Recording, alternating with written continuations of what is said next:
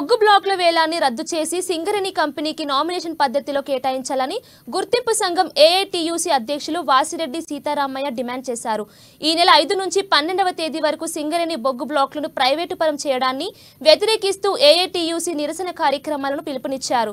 గతంలో BRS party అధికారంలో ఉన్న సమయంలోనే ఎంఎండీఆర్ కు మద్దతు ఇచ్చి బొగ్గు గనులను వేలం వేశారని ఆరోపించారు.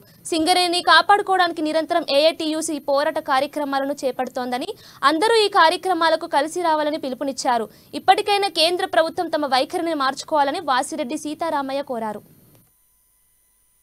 బొగ్గు గనుల వేలం రద్దు చేయాలని, సింగరేణి కంపెనీకి నామినేషన్ పద్ధతిలోనే ఇవ్వాలని తెలంగాణ రాష్ట్ర వ్యాప్తంగా భారత కమ్యూనిస్ట్ పార్టీ ఏఐటిసి ఆధ్వర్యంలో 5వ తేదీ నుండి పోరాట కార్యక్రమాలు చేయాలని నిర్ణయించడం జరిగింది. బీజేపీ ప్రభుత్వం బొగ్గు గనులను వేలం పెడుతూనే ప్రైవేటీకరణ చేయడం లేదని తప్పుడు విధానం చెప్తా ఉన్నారు.